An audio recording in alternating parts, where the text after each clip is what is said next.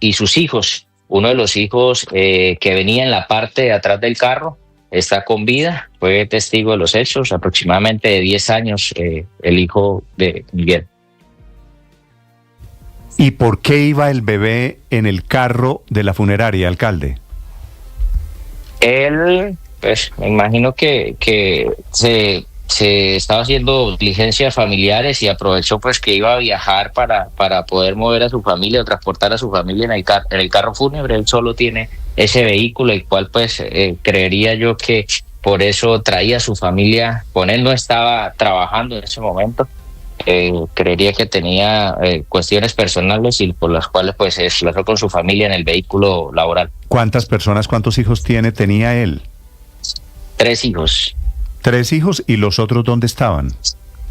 La información que tenemos es que en la parte de atrás iba el hijo de 10 años.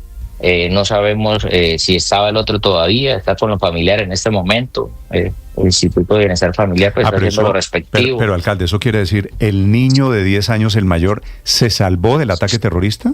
Se salvó del ataque, sí señor, logró salir del vehículo, al cual fue interceptado sobre la vía. En ese momento se encuentra con sus familiares, pues estamos a la espera de que la Fiscalía haga lo pertinente, bienestar familiar, para poder... ¿Y el otro hijo, el tercero? No sabemos dónde se encontraba. Sí. ¿Y el niño que se salvó, el de 10 años, a dónde se fue? Ahí los vecinos del sector pudieron, digamos que como protegerlo, y posteriormente sus familiares de Miguel y de la esposa de Miguel. Sí, alcalde, ¿fue una emboscada al vehículo o en el retén los paran, los bajan del carro y los ajustician? No, en estos momentos son materia de investigación, todavía no se han esclarecido los hechos. Al parecer fue una emboscada. Ellos quedan dentro del vehículo con el bebé de 6 meses, quien lo llevaba a su madre en las piernas, en la parte de adelante del vehículo. Quiere decir, les dispararon mientras iban movilizándose en el vehículo. Sí, efectivamente. Es la hipótesis. Alcalde, la hipótesis. ¿Qué grupos ilegales, qué grupos delincuenciales hacen presencia en ese punto, en el sitio exacto en el que ocurre la masacre? Bueno, acá tenemos presencia de grupos al margen de la ley, como el ELN, la FARC, pero pues la vía Astilleros Tibú siempre ha tenido una dinámica bastante compleja. Digamos que delincuencia común que viene del municipio del Zulia y de Cúcuta, también afecta o digamos que altera el orden público en este sector. Pero según ese modus operandi, porque la delincuencia común no pareciera actuar de esa forma, ¿qué grupos podrían haber hecho presencia con retenes o con este tipo de actos violentos? No, sobre el informe que hay con el Ejército Nacional sobre la vía, en ese momento pues no había un retén ilegal de algún grupo, o al menos quien se haya identificado sobre ese sector. Unos kilómetros más adelante hay la presencia del Ejército, que hasta el momento no se puede determinar realmente a quién atribuírsele el hecho. Sí, alcalde, ¿el señor Ángel y la señora Zulay eran de Tibú? Sí, señora. ¿Y tienen familia allá en el pueblo? Sí, señora. ¿Y qué les dice la familia, alcalde? No, hasta el momento pues solo hemos tratado como de brindarles el apoyo, un apoyo moral sobre todo a la familia. No hemos tratado como de conversar más, entendemos el dolor de la familia, la pérdida tan grande que el dolor realmente no es de solo la familia, es de todo un pueblo. Alcalde, ¿por qué le habían hecho un documental al señor López? En Tibú hay una particularidad, y es que no hay, digamos que la autoridad competente, en este caso medicina legal, no tiene presencia en el municipio. El cuerpo de investigación de la CIFIN tampoco puede hacer levantamientos de estos hechos violentos. Y Miguel, con su funeraria, se había convertido en esa persona quien iba a las veredas, quien iba a cualquier lugar del municipio o del Catatumbo a levantar o hacer los levantamientos de estas muertes violentas. Y hace poco había hecho un documental, le hicieron un documental sobre esa labor que realizaba, ese apoyo que había. Digamos que en el municipio, si no va a la funeraria a recoger... Imagínese la paradoja, la dolorosa paradoja. Homicidio. Mataron a la persona que se encargaba de recoger a los muertos que nadie se atrevía. Pero además a levantar. lo que tengo entendido, alcalde, le pediría que me explique cómo hacía él para recoger los muertos que hay de todos los bandos, porque en ese Catatumbo pues hay FARC, hay ELN, hay clanes del Golfo, hay diferentes grupos de narcotráfico, criminales todos, y a él lo dejaban entrar siempre a recoger los muertos. Sí, efectivamente, digamos que él hacía lo que tenía que hacer y era dedicarse a trabajar, él no se metía con nadie, él solo pues donde lo llamaba la comunidad, donde lo llamaba alguien que se diera cuenta de que había un cuerpo, él solo atendía esa llamada y se dirigía al lugar, sí, pues digamos que no tenía esa relación con ningún grupo, sino que atendía era una labor que él desde hace muchos años realizaba. Sí, es el alcalde de Tibú, desde norte de Santander, don Richard Claro, hablando de esta dramática muerte, el hombre que recogía los cuerpos, Miguel Ángel López, de la funeraria de Tibú, que es la última víctima. Me parece particularmente doloroso, alcalde, lo de este bebé de 6 meses. ¿Usted tiene algún presentimiento, si no me lo quiere compartir, de quién es el responsable de esta masacre? No quiero ser responsable en el momento de que pues las investigaciones puedan dar su resultado. Yo creo que aquí es hacer una exigencia a los entes competentes, Fiscalía General de la Nación, para poder adelantar las investigaciones y que haya un responsable sobre esta masacre que ocurre en nuestro municipio. Sí, un niño de 10 años sobrevivió, un bebé de apenas 6 meses de nacido, es la víctima de esta tragedia. Alcalde, lo lamento mucho. Gracias por compartir estos minutos con los oyentes de Blue Radio. Muchas gracias a ustedes por contactarnos. A usted, un saludo para la gente de Tibú, 7 de la mañana, 7 minutos. Estás escuchando Blue Radio. 1 millón. 1 millón. 1 millón de noticias, sueños, emociones. 1 millón de seguidores. 1 millón de seguidores. 1 millón. Decirlo suena fácil. Lograrlo es de trabajo. Mucho trabajo. Ya somos más de 1 millón de suscriptores en nuestro canal de YouTube. Y sumando, 1.010.000. Sumando, 1.020.000. Y sumando. Blue, más que radio.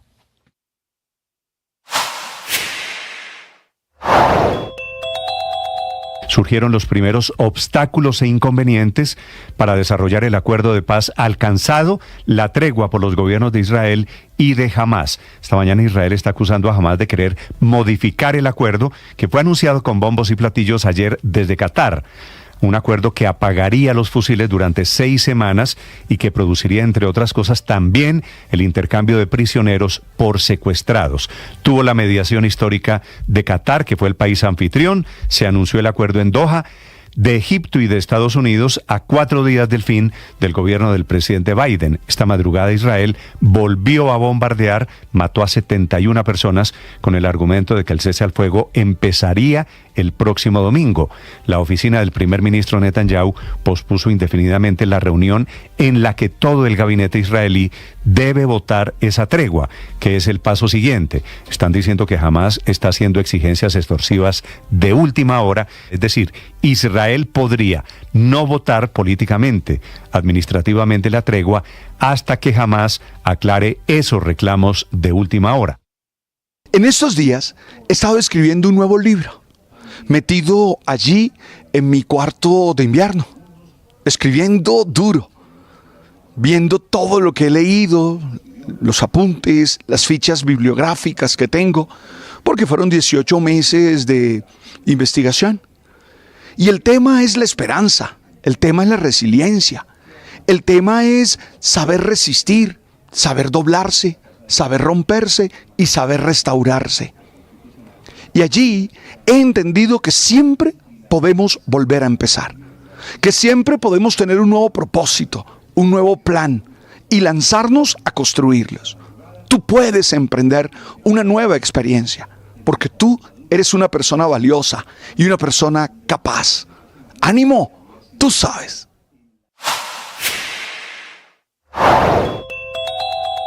comisionado de paz, lanza un dramático ultimátum. Oti Patiño, que es el negociador del gobierno, les envía una carta a los comandantes del ELN notificándoles que tienen hasta este mes de enero para decidir si quieren o no reanudar los diálogos de paz en Colombia. El padre Alberto Linero es periodista y también está en Mañanas Blue. 7 de la mañana, 11 minutos. El Papa Francisco, ayer en su audiencia de los miércoles, nos pedía no comprar productos fabricados con mano de obra infantil. Él decía, si los compramos, somos cómplices. Lo cual me hace reflexionar en los valores que tengo presente al comprar algo.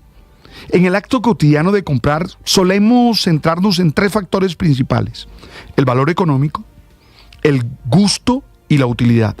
Sin embargo, una reflexión más profunda nos invita a considerar también la dimensión ética de nuestras decisiones de consumo. ¿Qué implicaciones tiene lo que compramos para la sociedad, el medio ambiente y la dignidad humana? Desde una perspectiva ética, cada compra es una elección que afecta a múltiples eslabones de una cadena de producción y de distribución. Comprar no es solo adquirir un producto, es respaldar los valores, prácticas y consecuencias de quienes hacen ese producto. Por ejemplo, ¿sabemos si el producto fue fabricado respetando los derechos laborales? ¿Conocemos su impacto ambiental? Estas preguntas son cruciales para trascender la mera transacción y convertir nuestras compras en actos conscientes y responsables. La ética en el consumo también implica reconocer que el precio de un objeto no siempre refleja su verdadero costo. Un artículo barato puede ocultar prácticas como explotación laboral, daño ambiental o evasión fiscal. Ignorar estas realidades perpetúa ese sistema donde el beneficio económico está por encima de la justicia social. Por ello, elegir productos que promuevan prácticas justas y sostenibles es una forma de ejercer nuestra responsabilidad como consumidores éticos. La compra ética se conecta con el concepto de suficiencia. En un mundo que promueve el consumo desmedido, reflexionar sobre si realmente necesitamos un producto puede ser un acto de resistencia a la cultura de lo obsoleto, de eso que llamamos obsolencia programada. Adquirir menos, pero mejor, también nos permite enfocarnos en la calidad y en el impacto positivo que nuestras elecciones pueden generar. Hay que tener claro que la compra con ética implica mirar más allá del valor económico, del gusto y de la utilidad inmediata. Estás escuchando Blue Radio.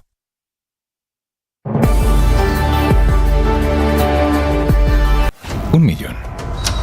Un millón. Un millón de noticias, sueños, emociones. 1 millón de seguidores. 1 millón de seguidores. 1 millón. Decirlo suena fácil. Lograrlo es de trabajo. Mucho trabajo. Ya somos más de 1 millón de suscriptores en nuestro canal de YouTube. Y sumando, 1.010.000. Padre, sobre el Papa. Me parece muy interesante su tema de las compras éticas. Le iba a preguntar si usted compra pensando calidad, Felipe, o pensando precio, pero hay una noticia de última hora. Dígame. Se acaba de caer el Papa Francisco. Esa sí es una pésima noticia. Claro, porque a su edad el Papa nació en el 36. El Papa debe... ¿Cuántos años tiene? 88. Esas caídas son para 89. Sí. A los 88, Felipe, cuando uno está llegando al noveno piso... Es que el Papa tiene varias cosas. Pues una caída. El Papa es pesado. O sea, es un hombre que no, y se ha engordado mucho. Por eso, se ha engordado mucho. Tiene ese problema de rodilla que usted sabe que es una cosa terrible, que no le permite mantenerse en pie mucho tiempo. Por eso usa la silla de ruedas. La buena noticia es que el Vaticano está informando que no hay fractura. Bendito Dios. Desde Europa, sobre el comunicado del Vaticano que ya hace oficial la noticia sobre el estado de salud del Papa, Enrique Rodríguez. Un comunicado que apenas tiene un par de líneas y que reza que el Papa Francisco, que tiene efectivamente 88 años, ha sufrido una caída en su residencia en la casa de Santa Marta. Según indica el comunicado de la Santa Sede, se hizo un hematoma en el antebrazo derecho sin fracturas y se le inmovilizó como medida de precaución. Esos son los únicos datos que ha proporcionado por el momento la oficina de prensa de la Santa Sede. Al Papa lo hemos visto en las últimas fechas con delicado estado de salud en lo que se refiere a su salud respiratoria, si podemos decirlo así. Recordarán nuestros oyentes, hace unos días lo escuchamos hablar de Venezuela, hablar sobre la concordia y la situación en Venezuela, pero en realidad no lo escuchamos a él. Era un discurso que él iba a leer, pero que tuvo que leer uno de sus cardenales más cercanos, porque él insistió en ese momento en que se encontraba resfriado y no había más que oírlo para notarse que apenas podía articular frases largas. El Papa también es noticia en los últimos días, de hecho en las últimas horas, como consecuencia de la publicación de su autobiografía, que se titula Esperanza, soy un pecador, titulan hoy los medios de comunicación, extractando en Italia algunos fragmentos de esa autobiografía que, como digo, se publicó ayer en territorio italiano, en lengua italiana, y que se publicará en español a finales de este mes. Sin embargo, la noticia del momento ahora mismo con el Papa Francisco es esa caída. No parece grave, pero sí, seguramente en las próximas apariciones públicas veremos al Papa con ese brazo derecho inmovilizado, aunque según la Santa Sede no presenta fractura, Néstor. Sí, cuando apareció Enrique con el hematoma en diciembre pasado, hace apenas un mes, en la cara también había sido otra caída, ¿verdad? Claro. Sí, es un buen dato ese, se me había pasado ese dato por alto, Néstor. Sí, lo contó la Santa Sede, fue una, no tanto, bueno, se pegó tanto, con la mesa de noche. Exacto, se había dado un golpe con la mesa de noche, no dieron muchos más datos de las circunstancias, pero sí fue un hematoma muy, muy visible en el lado derecho de su cara, si no recuerdo mal. Sí, quiero decir, padre, cuando usted se comienza a caer, 80 y pico de años, 88, y se cae en diciembre, se cae en enero, pues obviamente ya hay un problema de coordinación y una caída, Felipe, de estas. A la edad del Papa a punto de los 90, eso obviamente no va a salir. ¿Qué es lo importante? Bien. Que está muy lúcido, ¿no? Todavía se le escucha con lucidez. ¿Estás seguro de eso, padre? Sí. Es decir, puede no estar uno de acuerdo o sí con lo que dice, ¿verdad? Y con lo que piensa, pero es muy claro al expresarse. Yo últimamente le he oído decir unas cosas que me desconciertan. Lo sé. Felipe, la fotografía de la izquierda, para quienes están conectados en el canal de YouTube, es en marzo del 2013, cuando asumió el pontificado. Han pasado 12 años. Tenía en ese momento 76. Fíjese que el Papa no era tan gordo. Usted ve las dos imágenes. Claro. Está, pues obviamente, la quietud. Lo ha... Claro, es que siendo arzobispo de Buenos Aires, caminaba, él mismo hacía sus cosas, iba, venía. En cambio aquí no, aquí está más quieto, Néstor. Entonces, usted sabe. Son las 7 de la mañana, 18 minutos. Esta es la noticia del momento. Las victorias y derrotas, la pasión y la afición en juego y los datos de lo último en deportes se lo presenta Mañanas Blue. A las 7 de la mañana, 18 minutos, llegan los deportes a Mañanas Blue. La noticia en el mundo fútbol sigue siendo James Rodríguez, nuevo jugador del Club León de México. Y es noticia por algo que dijo su último entrenador en el Rayo Vallecano, Íñigo Pérez, quien no huyó de la responsabilidad del mal momento que vivió James Rodríguez en Vallecas. Evidentemente, cuando viene un jugador que acaba de ser el mejor jugador de la Copa América y se marcha a los pocos meses, por supuesto que yo hago autocrítica, hago mi análisis y seguramente tendré un debe en cuanto a por qué no he sido capaz de extraer el máximo potencial. Por supuesto que lo hago y forma parte de mi trabajo. Con Íñigo Pérez, James solo jugó 7 partidos, 2 como titular en el Rayo Vallecano, pese a estar físicamente bien y disponible. El que no salió físicamente bien fue Jefferson Lerma, el mediocampista de la Selección Colombia, quien se retiró al minuto 20 del duelo de Premier League de Crystal Palace frente al Everton. Aún no hay parte oficial, aunque se conoce que Lerma tenía gripa antes del juego, pero preocupa que salió del duelo tomándose la pierna izquierda. Recordemos que Lerma se perdió la última doble jornada de eliminatorias en noviembre, cuando Colombia cayó contra Uruguay en Montevideo y contra Ecuador en Barranquilla. Aún faltan 2 meses para la primera fecha FIFA del año, en la cual nuestra selección visitará a Brasil y recibirá a Paraguay. Crystal Palace ganó 2-0 y Daniel Muñoz sí jugó 90 minutos. El lateral derecho obtuvo una calificación de 6.9. Va Odegaard, la quiere Havertz, eligió a Trossard y esta pinta bien para Trossard. ¡Gol! Y a propósito de la Premier, el Arsenal recuperó el segundo lugar tras vencer 2-1 al Tottenham en el derbi del norte de Londres, con un autogol de Solanke y un golazo de Leandro Trossard. Por los Spurs descontó el coreano Heung-min Son. El líder sigue siendo el Liverpool de Lucho Díaz, que con un juego pendiente le saca 4 puntos a los Gunners. A sacar el quedo para Dani Olmo, levanta Dani Olmo, viene para Ferran y ahora sí el 4 lo tiene Ferran Torres. ¡Gol!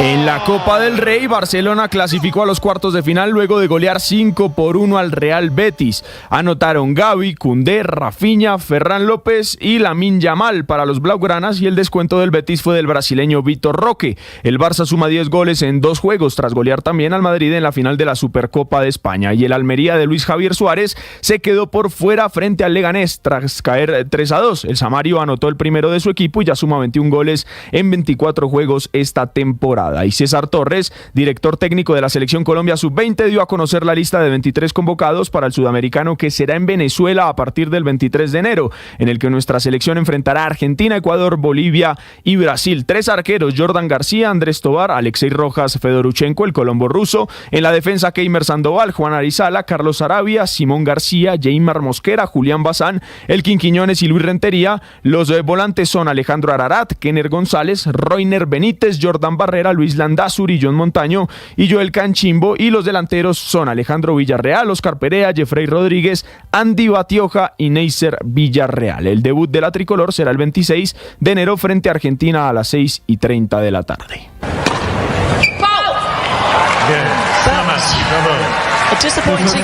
Y no amanecemos con buenas noticias en el tenis, pues la colombiana Camila Osorio se despidió en segunda ronda del Australian Open tras caer con la tunecina Ons Jabeur, número 39 del planeta, por parciales de 7-5 y 6-3. Durante el juego, la rival de Camila Osorio tuvo que ser atendida por una molestia en el tórax y se veía adolorida. Se pensó incluso que no iba a poder continuar, pero al final ganó el juego y eliminó a la cucuteña. Durante la número 1 del mundo, la bielorrusa Arina Sabalenka avanzó, al igual que la número 2, la polaca Iga Swiatek, quien enfrentará a Emma Raducanu en tercera ronda. Y en la rama masculina, Djokovic rompió un nuevo récord. Se convirtió en la persona con más juegos disputados de Grand Slam, con 430, superando los 429 de Roger Federer. Fue frente al portugués Jaime Faria, a quien venció por 6-1, 6-7, 6-3 y 6-2, y clasificó a tercera ronda del Abierto de Australia, donde se enfrentará al checo Tomás Machak. Y el español Carlos Alcaraz, por su parte, no sufrió frente a Nishoka, el japonés, a quien derrotó en 1 hora y 21 minutos por 6-0, 6-1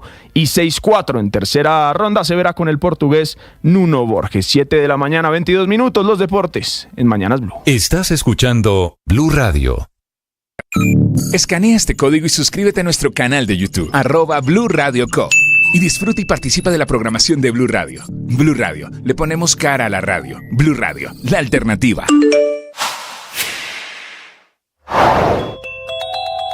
Una carta de 7 páginas muy dura que escribe Oti Patiño, el alto comisionado de paz del gobierno del presidente Gustavo Petro, dirigida a los comandantes de ese grupo armado ilegal, en la que denuncia diferentes hechos graves, pero además hace un recorrido histórico sobre lo que ha significado, según él, la manipulación que hace el ELN de la figura del cura Camilo Torres Restrepo. Pero más allá del recuerdo histórico que trae Oti Patiño, la carta trae una serie de verdades que les canta en la cara y denuncias muy graves. Entre ellas, está revelando esta mañana el presidente Petro que hay 12 colombianos detenidos por la dictadura en Venezuela.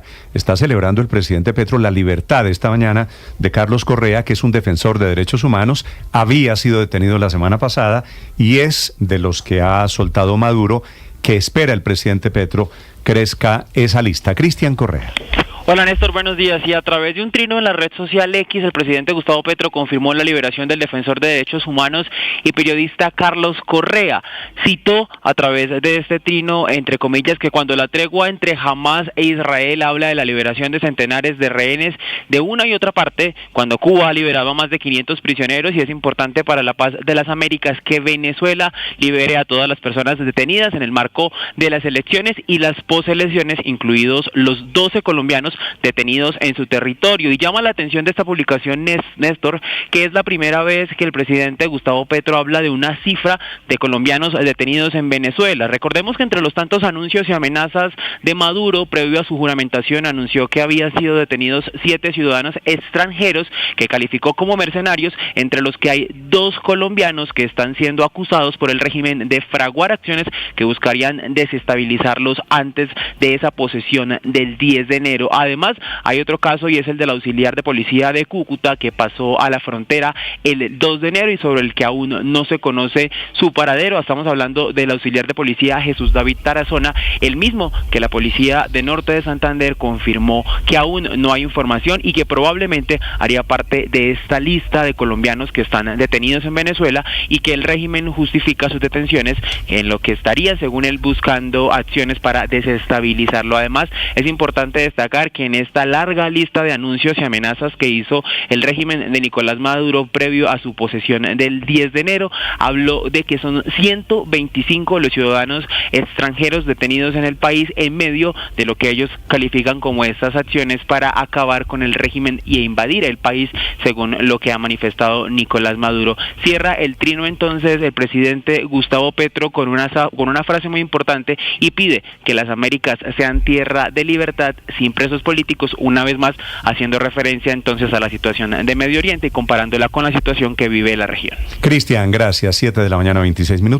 Supongo, Ricardo, que la lista de 12, la cifra de 12 que dice el presidente Petro están detenidos en Venezuela, no se refiere a los mercenarios colombianos, a los que han ido a Venezuela supuestamente, según la versión de Maduro, a tumbar el régimen. Sí, de acuerdo, Néstor. O sea, estos son 12 presos políticos de Maduro. Claro, por quienes está abogando el señor presidente Petro es claro en señalar que esto pasó después de las elecciones del 28 de julio y después o durante la posesión espuria de Nicolás Maduro.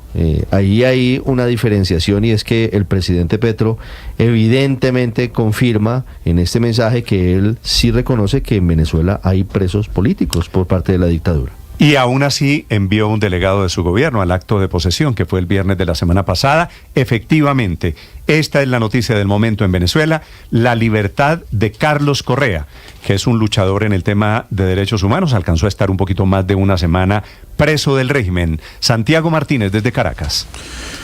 Sí, Néstor, 9 días estuvo detenido Carlos Correa y hago una acotación. Yo pienso que esos 12 números, esos 12 colombianos, sí están allí los mercenarios que anunciaba el gobierno porque fueron post-electoral. De hecho, el gobierno nunca da una cifra exacta de colombianos, son más de 150 extranjeros, hablaba de 2 o 4, ahora el presidente Gustavo Petro habla de 12, es la primera vez que hay una totalización en ese caso. Y además también te comento, Néstor, que ese representante de Colombia que estuvo en el discurso de Maduro el 10 de enero, también estuvo ayer en el acto de memoria y cuenta que fue en el Teatro Teresa Carreño, fuera del Parlamento. Pero volviendo al tema de Carlos Correa, Néstor, periodista, director de la ONG Foro Penal, defensor de derechos humanos, 9 días detenido desde el pasado 7 de enero.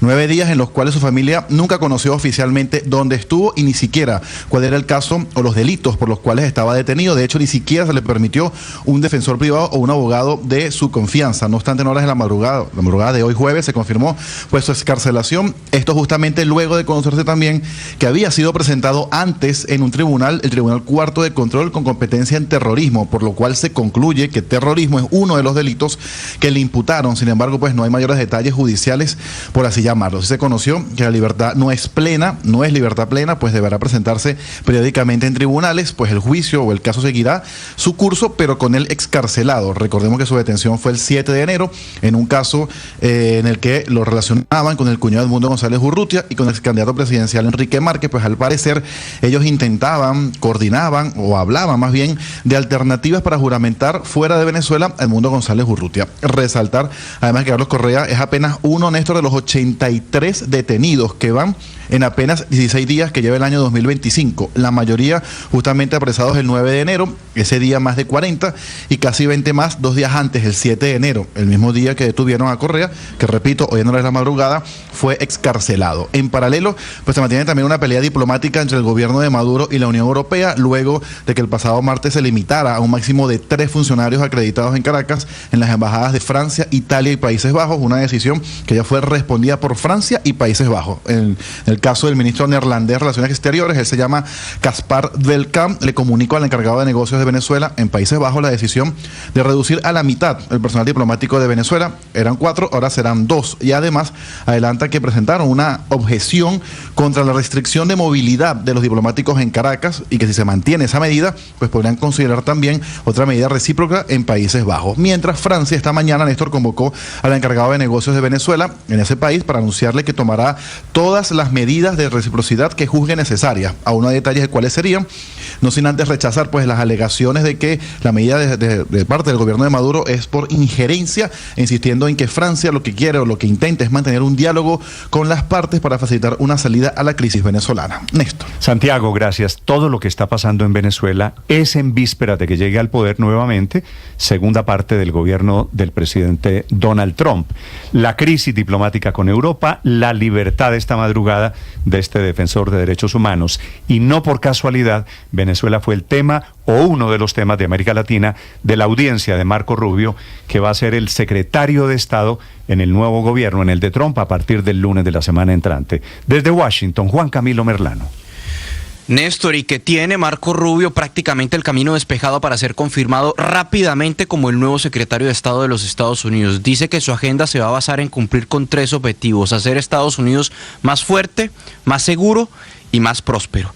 Y los medios coinciden hoy en que en efecto el camino para Marco Rubio parece fácil, no solamente porque sus colegas ayer le echaron flores, tanto republicanos como demócratas, por su exposición de más de 4 horas y sus respuestas durante su audiencia de confirmación en el Senado. Y para efectos de nosotros, de América Latina, Rubio tiene un plus, es de origen cubano, conoce bien los problemas no solo de la isla, sino de la región, y se refirió a ellos. Empezando por la decisión de la administración Biden de retirar a Cuba de la lista de países patrocinadores del terrorismo. Rubio explicó que a su juicio, Cuba tiene que mantenerse en esa lista.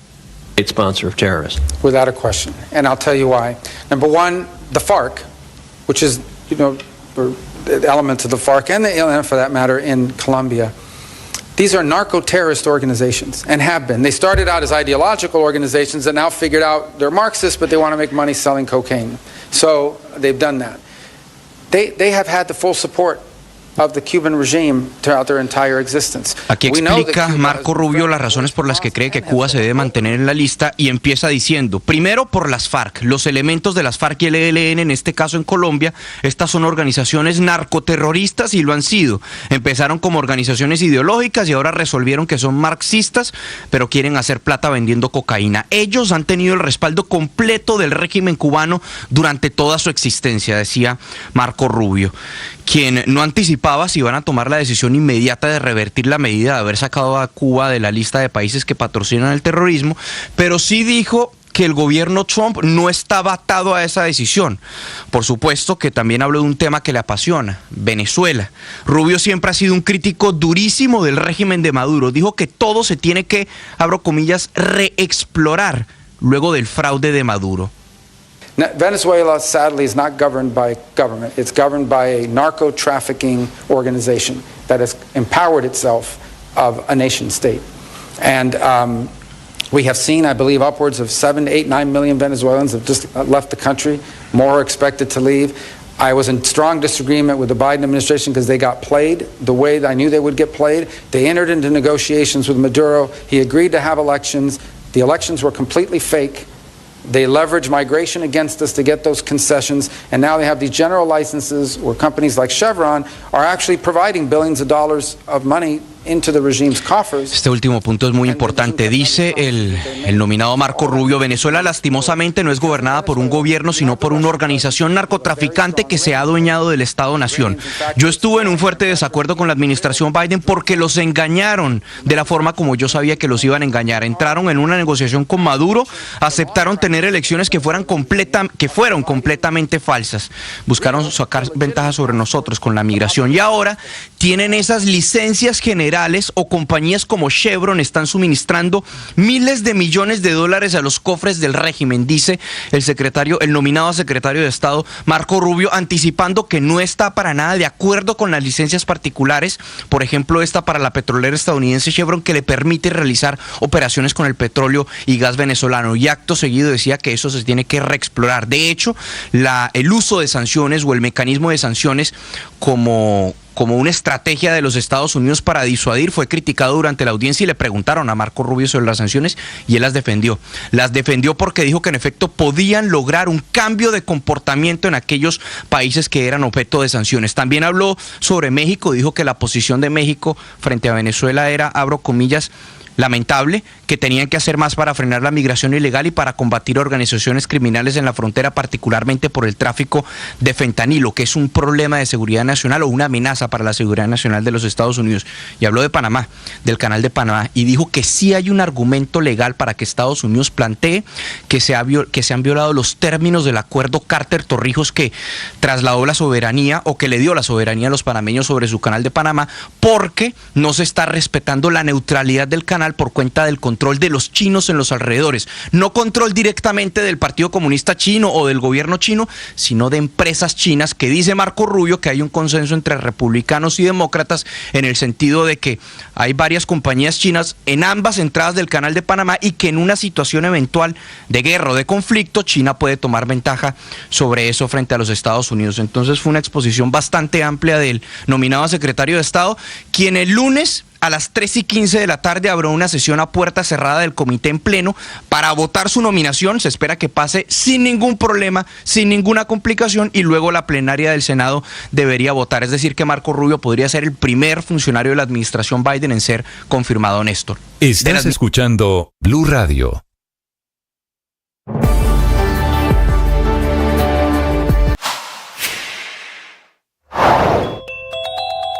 Es un caso lamentable en el que fallece Miguel Ángel López Rojas, su esposa Zulay Durán Pacheco y su hijo de tan solo 6 meses, Miguel Erney López Durán. Viajaban en un vehículo tipo funeraria por la vía que comunica Tibú con la ciudad de Cúcuta, y en el sector conocido como La Llana fueron atacados por hombres armados. Las personas que transitaban por el lugar encontraron los cuerpos, dieron aviso a las autoridades sobre las 8:30 de la noche, pues conocieron el caso la Policía Nacional, el Ejército, el gobernador de Norte de Santander. Más que radio. 7 meses, que es un tiempo, la verdad, cortico, casi insólito, duró la gestión del doctor Villabona como director de la DIAN, que sale porque le están reclamando, culpando de las cifras del bajo recaudo en impuestos en Colombia durante el 2024. Doctor Villabona, Jairo Orlando Villabona, muy brevemente director de la DIAN en Colombia. Buenos días, doctor Villabona. Buenos días, Néstor. Gracias por la invitación. Doctor Villabona, me perdona la primera pregunta. ¿Usted renunció o lo renunciaron? Me solicitaron la renuncia, sí, señor. ¿Y por qué le pidieron la renuncia si usted llevaba pues apenas estos medio año en el puesto? Pues esas razones ya son más personales de la presidencia. Pues yo lo que he escuchado es que se ha hablado del bajo recaudo, pero pues si es por eso, yo creo que nosotros no tenemos que ver nada con el bajo recaudo que se produjo. Al contrario, yo creo que fueron malas estimaciones que se hicieron. ¿Qué quiere decir malas estimaciones que se hicieron antes de que usted llegara? Sí, desde el año pasado. Lo que pasa es que pues cada año se tiene que hacer un presupuesto, y el presupuesto pues se hace con pues los ingresos y los gastos que se van a hacer, y los ingresos pues básicamente en Colombia la mayoría son el recaudo de la DIAN. Entonces esos presupuestos tienen que pues hacerse de una manera pues más bien precisa y muy segura, y yo creo que una sobreestimación al respecto. ¿Quién hizo las malas estimaciones del presupuesto? Pues en su momento, pues las personas del equipo económico, y además eso se hace también en conjunto con el equipo pues también trabaja el Ejecutivo, la Presidencia. Eso no se hace solo, lo hacen, digamos que muchos equipos, no lo hacen una sola entidad. Sí, doctor Villabona, lo que le estoy entendiendo es que a ustedes lo pusieron a pagar los platos rotos de chivo expiatorio, de que hicieron mal los cálculos, hicieron mal las estimaciones, hicieron mal el presupuesto, y al final usted termina siendo el Paganini.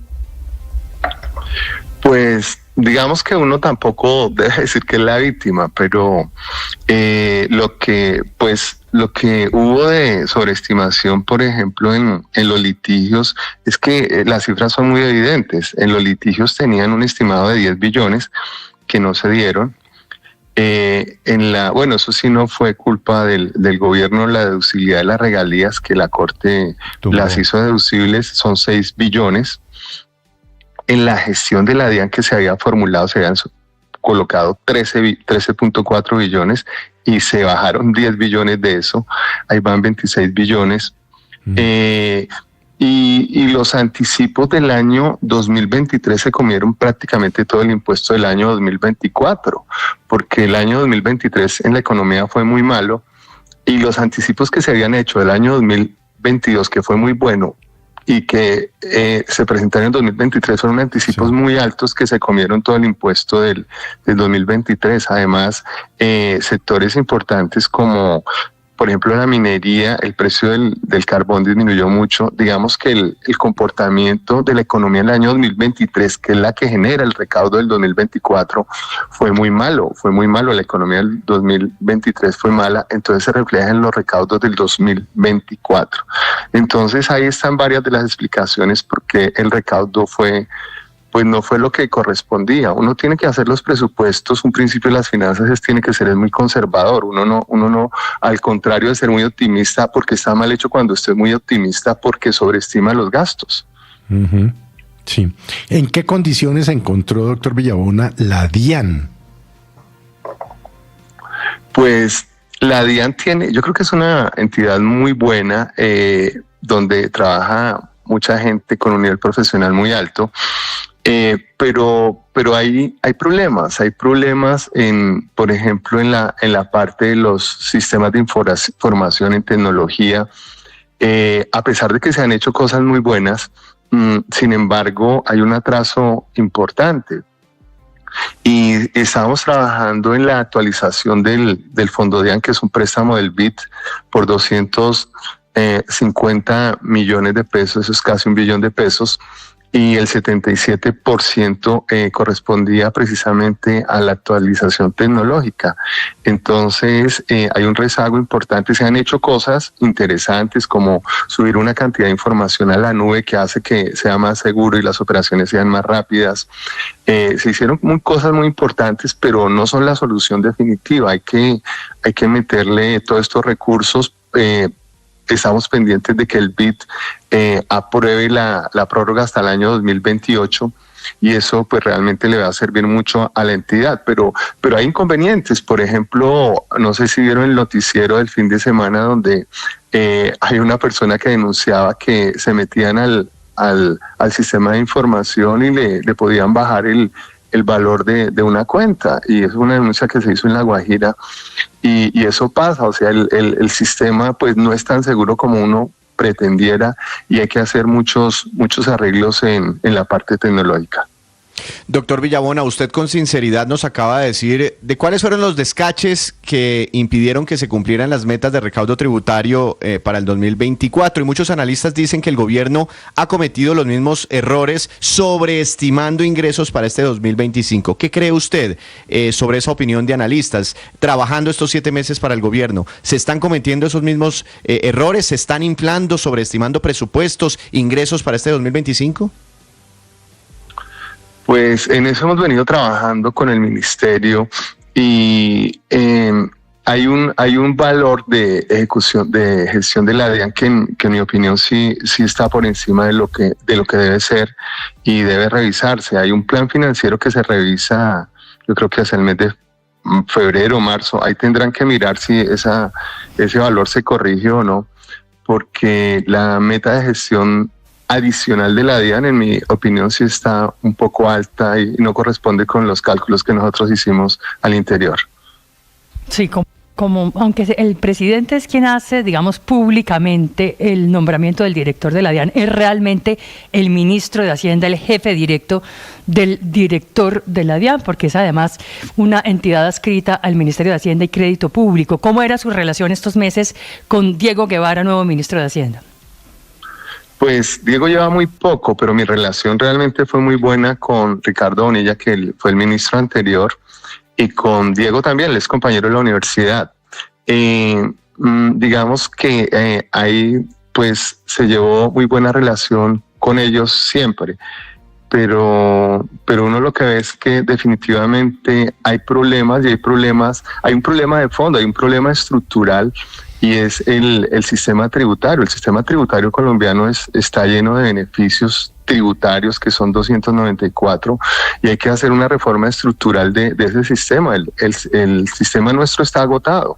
El sistema, como hoy en día está, no genera los recursos para casi que para atender los programas del Estado y pues las soluciones y las reformas que se tienen que hacer, todos los gobiernos cada año y medio, 2 años, tienen que hacer una reforma porque coyuntural para tratar de solucionar un problema de liquidez. El problema es de fondo y esto no se ha solucionado. Fíjese, doctor Villabona, que los líos de recaudo corresponden al periodo gravable de 2023. Usted no era en ese momento director de la DIAN. Y hablando del recaudo por renta, por ejemplo, había sido hasta finales del año pasado, cerca de finales del año pasado, de 21,77 billones de pesos. Y la meta eran 33 billones de pesos. Y lo otro es que se esperaba un recaudo por impuestos de personas naturales cercano a los 12 o 13 billones de pesos y el recaudo fue cercano a los 6 billones de pesos, menos de la mitad. ¿Ese descalabro es responsabilidad de quién? No, pero en personas naturales, lo que pasa es que el recaudo en personas naturales hay que medirlo como las retenciones y lo que se cobró. Sí, claro. No, pero tienes que sumar las dos cosas, la retención y lo que se cobra cuando se presenta la declaración. Cuando tú sumas los dos, hubo un aumento real del 10%, en personas naturales hubo un aumento en recaudo real del 10%. Pero el problema no está ahí porque personas naturales solo contribuye como cerca del 20%, diferente a los países de la OCDE que personas naturales es el 80%. El problema estuvo en las personas jurídicas. El descache grande fue en las personas jurídicas.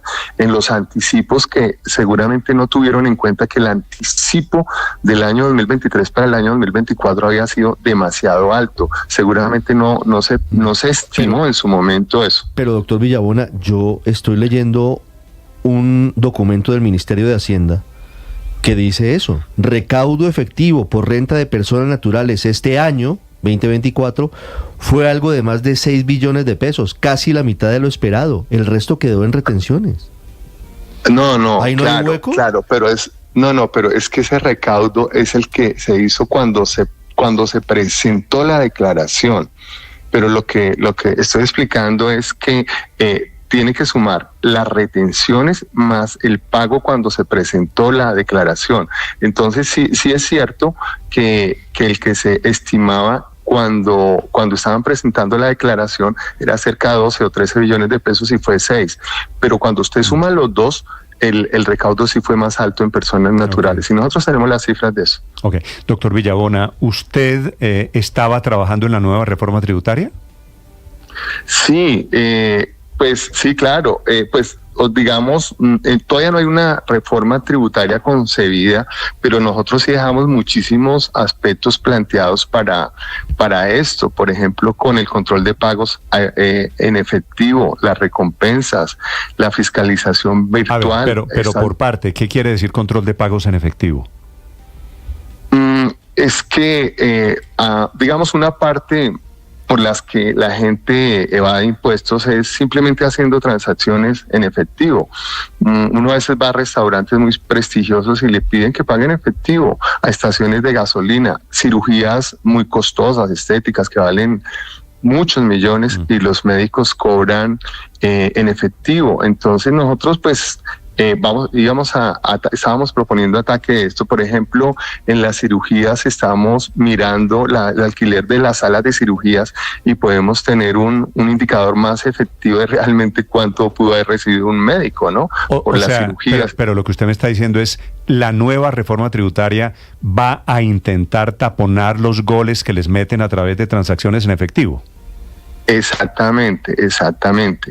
También ¿Y eso cómo se hace? ¿Obligando a la gente a pagar con sistemas digitales o con tarjetas de crédito? Además, ¿cómo lo van a controlar? Si al final, si no hay trazabilidad, ¿cómo saben ustedes ¿Cómo evitan que yo pague, que una persona pague en el restaurante? Eso no queda trazado. O que pague en la clínica, que es el ejemplo que usted me pone. ¿Cómo me evitan que yo pague en efectivo? No, usted puede pagar en efectivo, pero uno puede determinar con unas estimaciones. Por ejemplo, si usted es médico o cirujano plástico, Y yo sé, porque me tienen que dar la información las clínicas que tienen que reportar eso. Sé que médicos alquilaron las salas y ya se tiene en promedio cuánto vale una cirugía de X tipo, pues usted puede estimar fácilmente cuáles son los ingresos, ¿sí? Entonces, ese es un solo ejemplo de lo que se puede hacer. Y a punta de taponar esos goles en efectivo, ¿ustedes aspiran o la meta de recaudo con la nueva tributaria es de cuántos billones? No, pues eso es un solo aspecto, pero son muchísimos. Por ejemplo, las recompensas para denuncias por evasión, la fiscalización virtual electrónica, establecer, por ejemplo, un software gratis para las personas naturales y las pequeñas empresas, jornadas de facturación con municipios, que es algo que no se ha hecho, las plataformas Airbnb, Uber, todo eso, solicitarle la información a quienes les pagan, que eso no se está haciendo. Bueno, se estaban haciendo muchas cosas, las cámaras para las personas que trabajan en aduanas, para la Polfa, equipos élite para tomarse los puertos de 12, 13 personas durante un tiempo. Hay que hacer una evaluación de beneficio-costo de los beneficios tributarios de los que les estaba hablando, que eso no se está haciendo. Hay una cosa que es el Minimix, que es una tasa de $200. Por debajo de eso no se paga ni IVA ni arancel, con un acuerdo que hay con Estados Unidos, pero se está trayendo todo por ahí. O sea, hay una cantidad de... Está hablando de las compras internacionales en plataformas. Exactamente. Que van a quedar, la idea es grabar esas compras de menos de $200 también. Claro, porque imagínense que antes de esto, esas compras inferiores a $200 solo eran 17%, hoy día están por encima del 85%, y ese valor en Colombia es muy alto. En Colombia es de $200, en otros países es como de $40, aquí en Sudamérica, y bueno, y por ahí meten todo, ¿no? Entonces eso realmente está afectando a los comerciantes, y eso era parte de lo que se estaba metiendo en la ley de financiación y debería meterse también en la nueva. Ok. ¿Y usted cuándo cree, doctor Villabona, que presentan esa nueva tributaria? Pues yo estando aquí en la DIAN, eso no se ha empezado a trabajar. Yo aspiro que se comience ya y yo pienso que en un mes debería estar ya casi lista, por lo menos el proyecto, ¿no? Ok. Me sorprende que no me hayan dicho nada del tema de los juegos de azar, que es de lo que se la pasa trinando su jefe, el presidente Petro. Mire, y eso quiero explicarlo porque yo creo que el presidente estuvo mal informado, y él nos pues dice que la DIAN podía hacerlo directamente, y esto no es cierto. Los juegos de suerte y azar, y yo lo voy a decir acá públicamente, eso tuvo mucho lobby, y es que no es concebible que un juego de suerte y azar digital no pague IVA, mientras que la comida, un yogur, paga IVA. Entonces, los juegos azar físicos pagan IVA. O sea, todo paga IVA. Y no se entiende cómo los juegos de suerte de azar, que representaban como cerca de 15 billones de pesos hace 3, 4 años, hoy en día representen casi cerca de 45 billones de pesos y no pagan IVA. O sea, eso no es un servicio, digamos. Doctor Villabona, ¿y qué es en lo que el presidente Petro fue mal informado?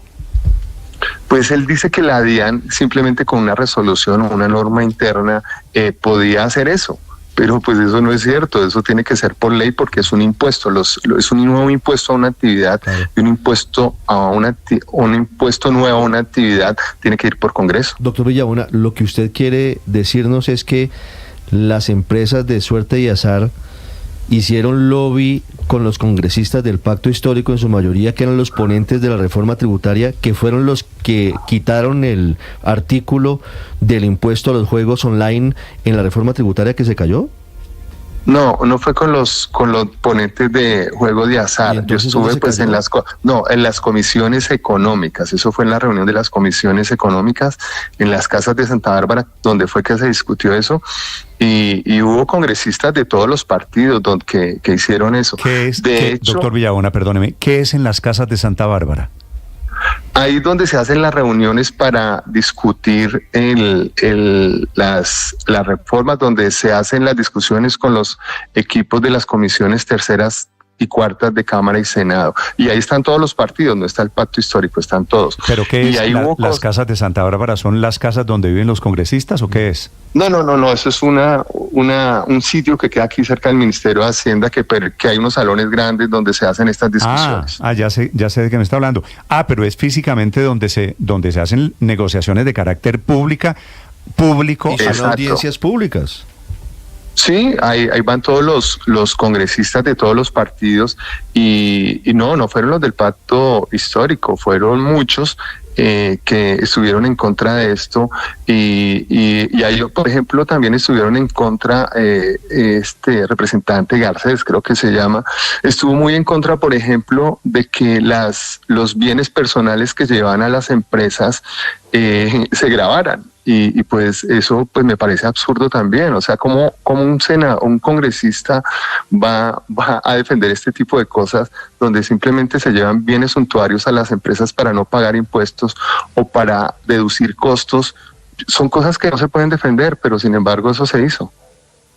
Entonces, doctor Villabona, la nueva reforma tributaria es casi un copy-paste 100% de la que se hundió a finales del año pasado, ¿o vienen algunas cosas adicionales?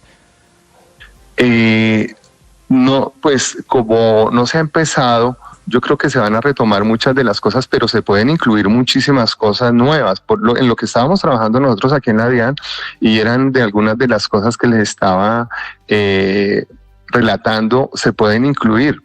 Y hay muchas cosas novedosas para hacer para mejorar el control de la evasión y el contrabando y se pueden hacer a través de leyes, decretos o resoluciones. Nosotros estábamos trabajando aquí en unas resoluciones que sin necesidad de ir al Congreso podemos hacerlas para mejorar el recaudo. Y en eso estábamos trabajando. Vale, y eso es de lo que vamos a seguir pendientes porque seguramente seguirá caminando la idea de presentar otra reforma tributaria. Escuchan ustedes el doctor Orlando Villabona, que es el saliente director de la DIAN. Doctor Villabona, gracias, lamento mucho la salida. Bueno, Néstor, muchas gracias por la invitación. Saludos a la audiencia. ¿Ya sabe qué se va a poner a hacer? Pues yo estaba en comisión, yo soy profesor de la Universidad Nacional, entonces sigo de profesor. Sí, ¿y tiene confirmado que su reemplazo es el doctor Ginás? Pues sí, eso es lo que entiendo, que él va a ser el reemplazo. Sí. Luis Eduardo Ginás Chica, que hoy es el director de la reemplazo en propiedad, está nombrado encargado, pero dice usted en propiedad, ¿se va a quedar? Sí. No sé, o sea, creo que es en encargo, pero pues la verdad eso sí ya no, yo lo desconozco. ¿Quién le pidió a usted la renuncia, doctor Villabona? Pues me la comunicó Diego Guevara, el ministro, pero pues el que hizo la solicitud fue el presidente. Ok. Vale, doctor Villabona, gracias, muy amable. Bueno, pues a ustedes, gracias. Chao. Felipe, hay que abonarle la sinceridad al doctor Villabona, sin misterio. Sí, me pidieron la renuncia. Sí, pero Néstor, es decir, yo pues no conozco al doctor Villabona y uno preferiblemente no debe conocer al director de la DIAN, pero yo le digo, a mí me suena esto muy raro. Es decir, estamos hablando del recaudo cuando el doctor Reyes, hoy actual ministro de Comercio Exterior, estaba de director de la DIAN y lo premian con un ministerio. Además hicieron, como lo dice el doctor Villabona, lo cual no es nuevo ni es chiva, que hicieron todos los cálculos presupuestales mal sí, hechos. Felipe, sí, ¿no? sí. Todo. Pero entonces es decir, me temo que aquí está pagando justos por pecadores. Tal cual, claro, Felipe. Es decir, yo como le digo, es que acuérdese que el TikToker, el doctor Taxes, Mr. Taxes, no, se la pasaba explicando y no sé qué, y mientras tanto no había recaudo. Sí, Felipe, sí. Yo creo que esa es una buena observación, porque si es un tema de recaudo, la pregunta es ¿por qué premiaron al responsable de la caída del recaudo con un ministerio? Del ¿Y por qué a este que llevaran 7 meses lo culpan del descache? Que es una buena descripción. Pero sobre todo un punto, Néstor, y es que quien llegaría a la DIAN, el doctor Luis Eduardo Ginás Chica, es un hombre que ha sido cuestionado por su presunta cercanía con Olmedo López. Es un hombre que está investigado justamente por la Procuraduría por un presunto tráfico de influencias, por nombramientos que habrían tenido que ver con una prima de Nicolás Petro. Un gran contrato, su hermano, que era José Ignacio Ginás Chica, también muy cercano a Nicolás Petro. Lo que está sugiriendo, a ver, Felipe, ustedes están sugiriendo que sacan al doctor Villabona no por el tema del descache de las finanzas, sino para meter a Ginás. Pues no sé si con ese motivo, pero sí llama mucho la atención que un personaje tan cuestionado como el doctor Ginás Chica, entre otras cosas, el hombre detrás del famoso documento de Pegasus, quien le entrega el documento al presidente Petro, ahora sea director de la DIAN. Pero que Ginás sea cercano al presidente Petro, Felipe, eso tampoco es un descubrimiento. No. Trabajaron juntos cuando Petro fue alcalde de Bogotá. Sí, pero Néstor, ¿cómo el director de la UIAF? Y es la pregunta que se hace la Procuraduría cuando le abrió la investigación que está en camino. Él no ha sido pues sancionado disciplinariamente por eso. ¿Cómo no se dio cuenta que se habían movido cientos de miles de millones de pesos en efectivo? Bueno, Felipe, la salida, Néstor, lo importante de lo ¿tendrá esto algo que ver con el contrato de su hermano con Olmedo? No sabemos. No sé, me parece que eso son conjeturas. Yo no hilaría tan delgado. Sí, están hilando. Yo creo que esto tiene... Pero sí es cierto que lo sacan, Néstor, como acaba de decir Villabona, por la caída en el recaudo, Luis Ernesto. Eso lo que demuestra es que hay un problema estructural, que no es por la reforma tributaria, que estamos pasando a fugias económicas. Lo acaba de decir él. Lo que uno intuiría, Néstor, y yo creo que esto no tiene mucho misterio, y es, recordemos en qué contexto llega Villabona. Villabona llega porque había una pelea a muerte entre el entonces director de la DIAN, hoy ministro de Comercio, Luis Carlos Reyes, y el entonces ministro Ricardo Bonilla.